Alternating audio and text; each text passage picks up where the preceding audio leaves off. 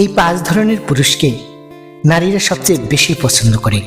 আপনারটা মিলিয়ে নিন। নাম্বার 1, যে পুরুষ মহিলাকে পূর্ণ স্বাধীনতা দেয় এবং তাদের চলাফেরা, পরিধান, খাওয়া দাওয়াতে যত্ন নেয়।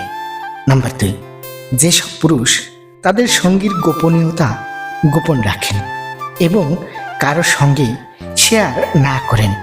মহিলারা সেই পুরুষদের সঙ্গে সুখী থাকেন।